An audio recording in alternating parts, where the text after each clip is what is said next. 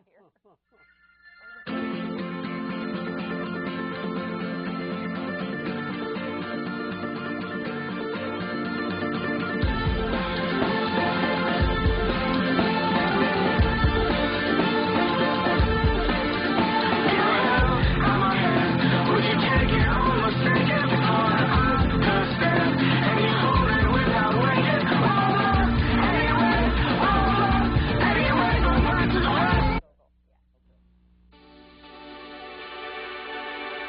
The Virginia Cable Telecommunications Association and your local cable provider presents Cable Reports.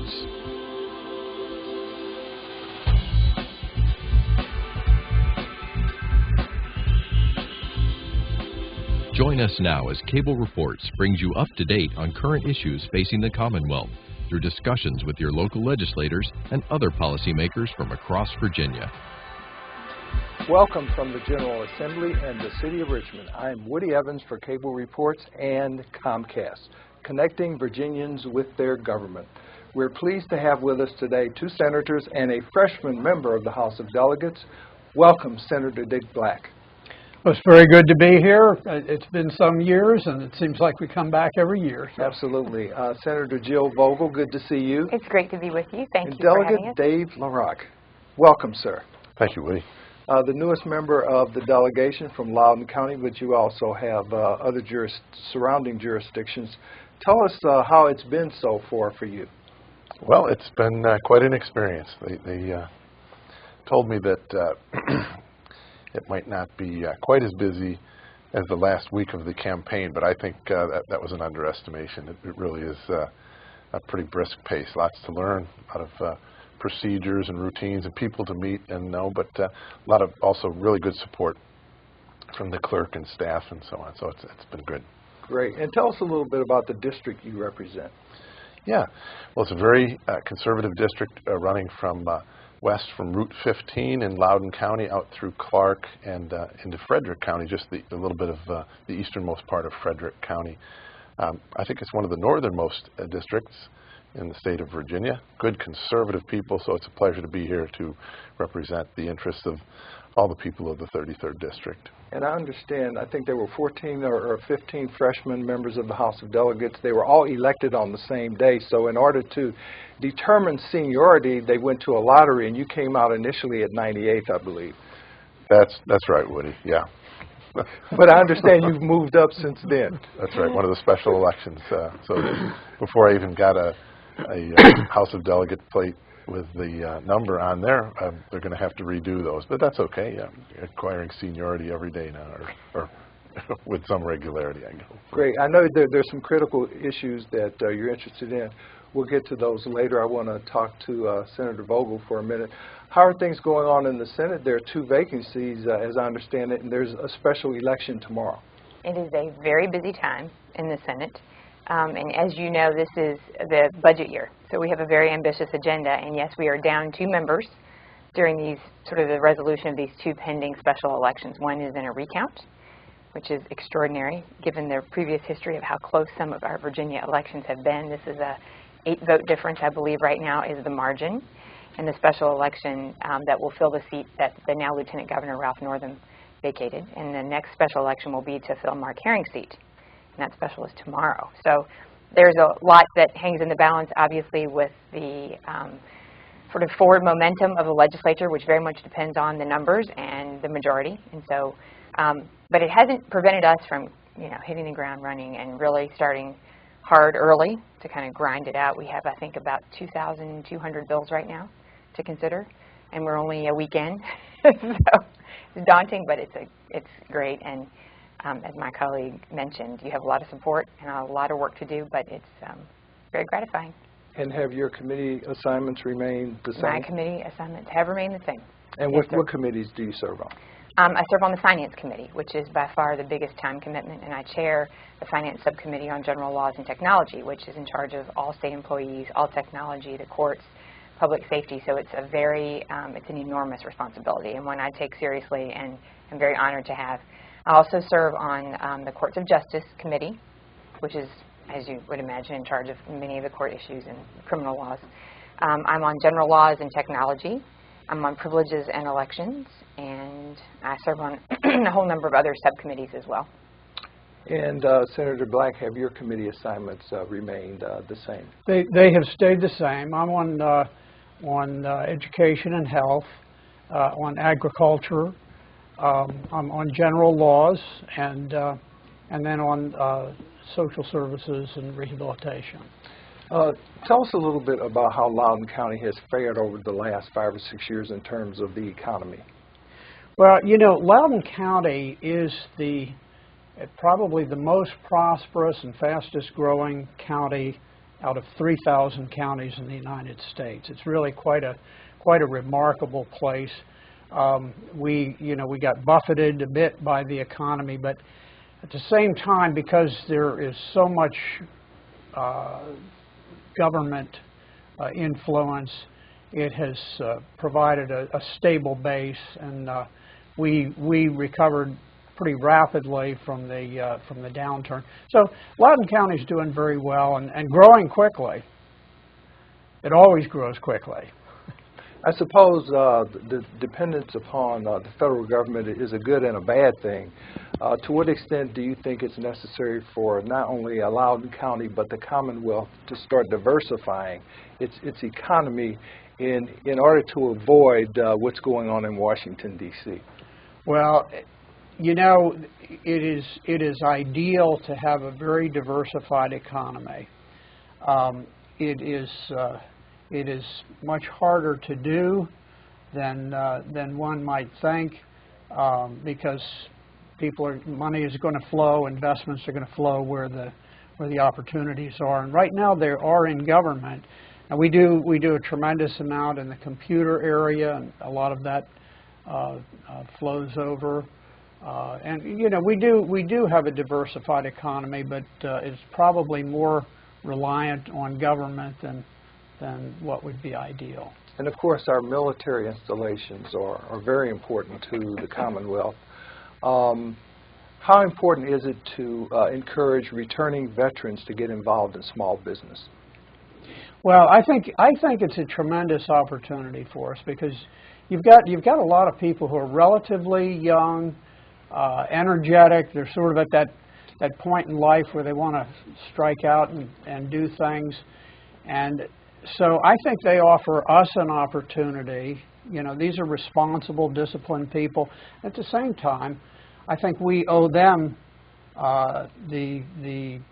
you know, sort of the reward for the suffering that they've gone through, and of course some of them have suffered tremendously. But I hope that we can do everything possible to help them. But anyway, we're looking forward to bringing some of them back. I personally think we are overly committed in foreign affairs. I think we have become less than prudent in some of the things that we've done with our foreign policy, and I just hope that we can return to a place where we are more cautious, and we're not quite so quick to pull the trigger on everything that happens anywhere in the world.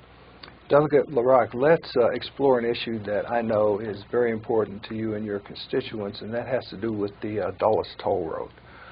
Give us some background and the status of where things stand with that issue.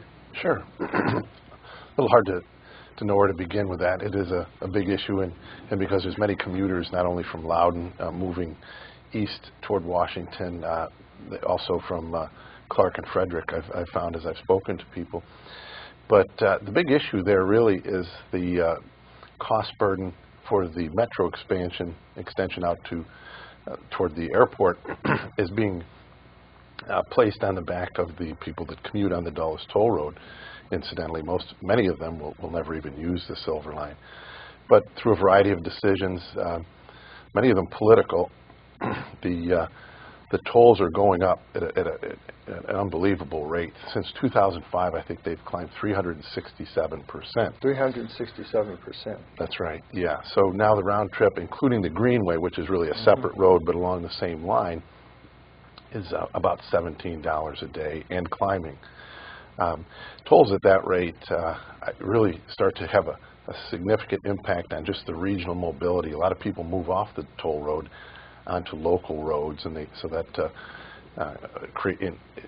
adds to the congestion significantly. And so we're hoping to bring that in balance. There are some opportunities that wouldn't involve tax increases, wouldn't put any additional burden on the taxpayers of Virginia or the region, and I think ultimately would be more fair to all the people using the roads. So are you pursuing legislation in that regard, or is this something that you're involved in negotiating? We're negotiating through the legislative process, but yes, have submitted a bill, and the direction of that, the purpose of that, it would be to leverage MWA, the Metropolitan Washington Airports Authority, into a decision where they would toll the center lanes of that corridor, which are called the Dulles Access Highway. That's workers and airport customers that are moving east to west to and from the airport. Currently, they pay no fees whatsoever, no tolls, in contrast to the users of the commuter lanes and the outer lanes who are paying pretty high tolls. So I think it's just fundamentally fair that, given that they are airport customers or workers, that they would be contributing to the cost burden of the Silver Line project. Our simple calculations based on trips per day show that would lower the tolls on the Dulles Toll Road by about 33%, 1/3, and that'd be a significant relief. So we'd love to see that happen, and I'd love to see MWA cooperate with that. We've talked to many of the legislators along that corridor and gotten almost unanimous buy-in, including Congressman Wolf and even one of the MWA board members, who kind of surprised me when I spoke with him, said, yeah, he thought that was a real good idea. So we'll see if we can move that forward. Now, as a contractor and home builder, you went through the housing crisis. How are things going in Loudoun County now in terms of development, especially residential and commercial now? They definitely seem to be bouncing back. But I have learned as a businessman not to automatically assume that economic activity means profitable activity. So I know there's different developers have land inventories, and they're probably very glad to build at even at a pretty modest profit margin, to be able to get rid of some of their land inventory. Honestly, between running for office over the last 8 months and raising my family, I've kind of put my business into hibernation mode, and so I'm probably not the best one to get a feel for what the current economic activity is in the building market. It's been very busy with the campaign and so on, sure. But it does seem to be moving. One of the small subdivisions in the district near my home, I was surprised when we were walking door to door, and it had 30 houses under construction, and so that's definitely an indication that somebody's buying homes in the 33rd District west of Western Loudoun. Absolutely. Senator Vogel, what are some of the key issues and concerns you're hearing from your constituents? Well, I think sort of one of the transcendent and ubiquitous issues that has arisen during this session is mental health, for sure. That has come up because of the events that preceded session, and the fact that this had been a subject of a great deal of discussion in prior legislative years, actually. And as a member of the Finance Committee, I serve on the subcommittee that is in charge of some of those issues. And we had, over time, been really committed to increasing resources to contribute to improving mental health services in Virginia. And I think I was, terribly disappointed to see that we, still have a long way to go there. And so that's been, I think, one of the big priorities of session, and certainly a priority of my constituents who have raised it repeatedly. And it's interesting because once you start the discussion, you hear from lots and lots of people who have personal stories to share that you would never, otherwise know about. And they are important and compelling, and in many cases, these are life and death issues. And so I think one of the big challenges and focuses is not only just contributing more resources, but to actually do it in a way that is meaningful, so that those resources actually reach the people that they need, that it improves access, and it works to actually improve the system, not just add more funding to the process. So that's a big issue. Obviously, in the budget year, we have the ongoing, perennial issues of education. That's a huge issue for us in higher education, and while we've continued to make improvements and we have, encouraged all kinds of new investment in both K-12 and higher education. It's clear that coming back to this session with all of the abundance of issues that have been raised, we still have, miles to go. Public safety is obviously a big issue as a funding matter of, personal import to me because of the committee that I preside over, but also because I have really committed over time to do more to support my local public safety, my sheriffs and my state police, and I have a budget amendment in that would help with the state police pay differential issue, which for people in public safety in my district understand there's a huge issue for them, so I'm working hard on that. It's just a lot of issues this session, and you can see by the number of bills that have been put in, by the number of budget amendments that we have. In fact, my finance committee met last Friday late in the day hearing lots and lots of proposals, and so you realize how much there is to get through in a really short amount of time. But the priorities are endless, really, and it's just a question of what we can manage with the finite resources that we have. Great. Senator Black, I know you have some legislation introduced dealing with mental health. Can you tell us about that? Yes, I do. I think nationally we've got kind of a problem where if you go back to the movie Clockwork Orange, it was very influential, and it left people with the impression that we really needed to get everybody out of institutions and onto the street. And the problem is there's sort of a balance there. And there are certain people who are a clear and present danger to their community. I think we saw that with Senator Deed's very tragic situation. And so I'm trying to strike that balance a bit. Actually, Senator Deeds and I both have an identical bill. And one of the problems that we have is that when there is someone who is believed on probable cause to be a violent threat to either themselves or to others, they can be held, but they can only be held for a very brief period of time. And particularly in rural areas, this is difficult because you've got travel time and so forth. We're only allowing people to be held for 4 hours, and then you have to go back to the magistrate. You can get an additional 2 hours. Very impractical. We're trying, as a first step, to move it to 24 hours, which causes some strain on local police departments because they have to look after these folks. But at the same time, I think, to me, this is where the real issue is sorting out those people who need community-based service, which is certainly where the finances really hit the road, and where we call out that very small subset of people who are dangerous, and we need to protect society from those folks. And so that's where we're trying to work, and I've been happy to work with Cree Deeds on that, and we'll see where it all ends up. But I think we're going to end up making some improvements in this area. So it's very difficult to draw the line and maintain that delicate balance because someone who may be dangerous to himself or others has civil rights. The public need for safety, you have to weigh both of those in terms of any legislation that you pursue. Sure, I think that's true. Now, Delegate LaRock, tell us a little bit more about how you think your background and experience will inform your ability to pursue issues on behalf of your constituents here. I know you're a small businessman. Tell us what you think is necessary for the Commonwealth to encourage and maintain small businesses. Sure. Well, obviously our background affects how we view things, and I think that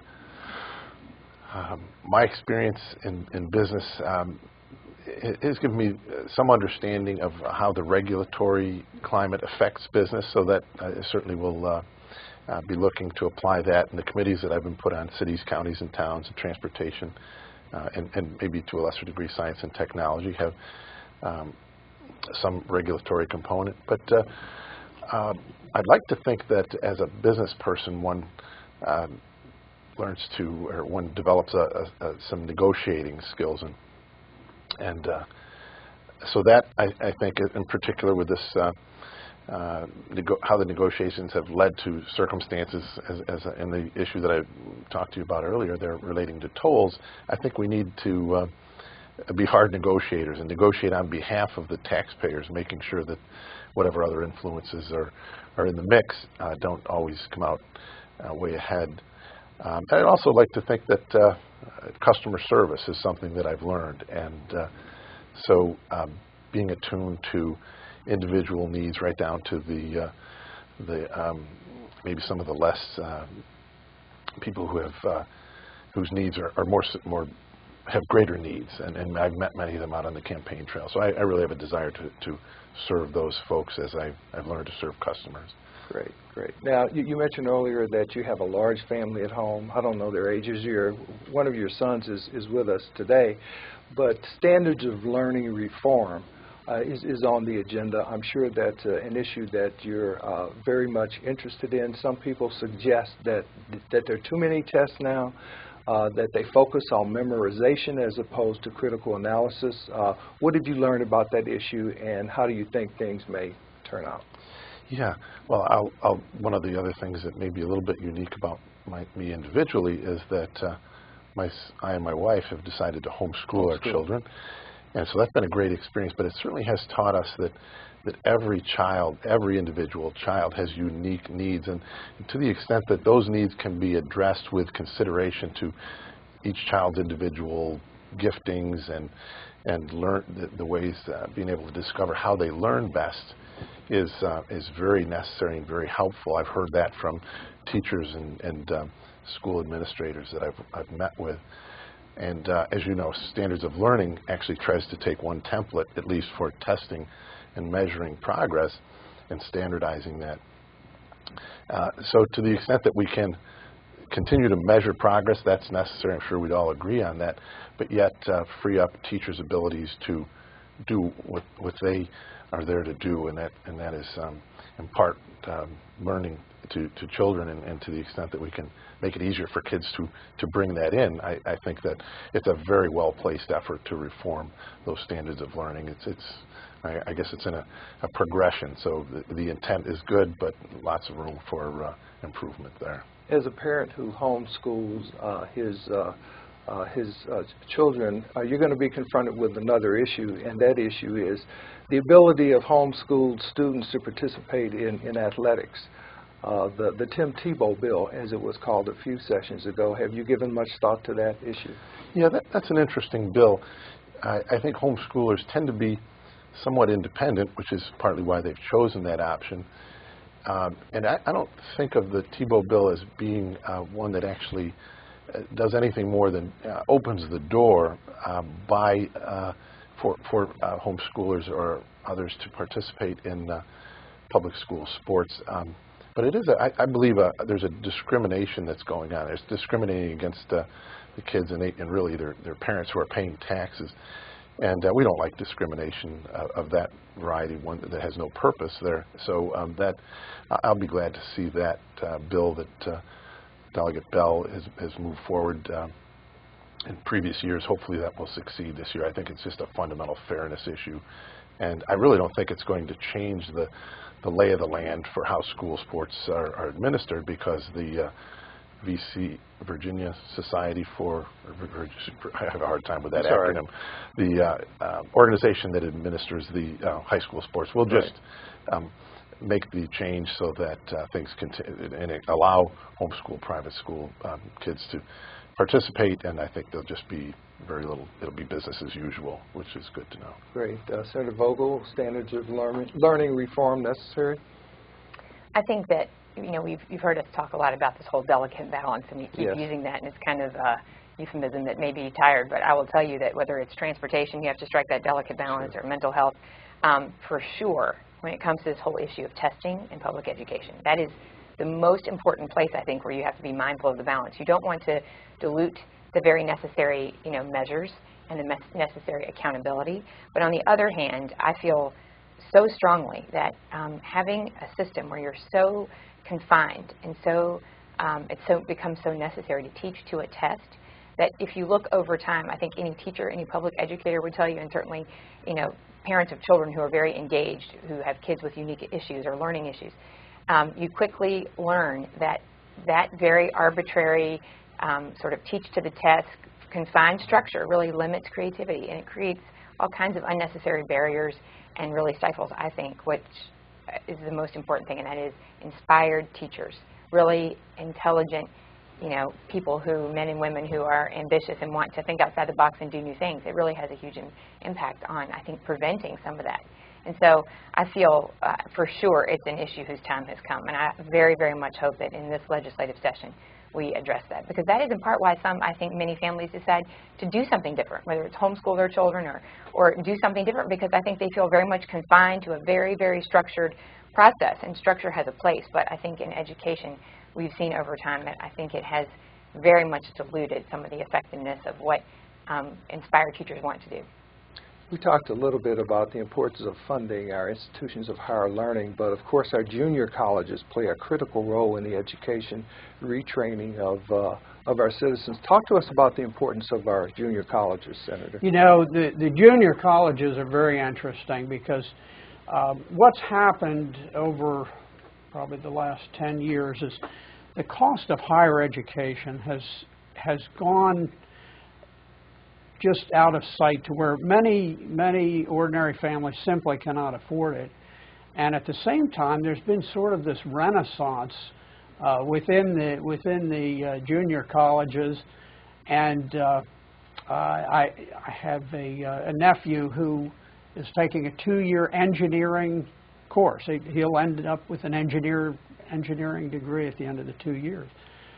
These are things that you didn't cover before in the junior colleges. You sort of would take the community college, and that was sort of the foundation for going on and doing the 4-year degree. But I think in a lot of cases now you have people who are saying, you know what, I want a saleable skill. I don't want to just simply sit there and learn philosophy and sociology and so forth. I want to get down to the nuts and bolts, and when I come out, I want a job. And I don't want to be shouldering a tremendous amount of debt. And I think it's a very positive thing. I think it sort of introduces a degree of realism to higher education, where perhaps it puts a little pressure on the whole system to say, hey, you know what, maybe we need to have a little bit more practical approach to what we do. But I'm excited about it, and the whole idea of the STEM, you know, the science, technology, engineering, math, I think is a good thing. Getting back to sort of the hardcore saleable skills that we need, and we put money into the community colleges, and I think wherever we're getting our bang for the buck. Sometimes in higher education, we fund them and we end up with some tremendous athletic facility or something. But when you put money into a community college, it hits the bottom line and you actually teach kids. Great. Well, we appreciate you taking the time to visit us today. We hope to see you in the future. Thank you for being here, Delegate LaRock, Senator Vogel, Senator Black. Thank you. Thank you. Thank you for watching Cable Reports, brought to you by the Virginia Cable Telecommunications Association and Comcast, connecting Virginians with their government. Until next time, I'm Woody Evans.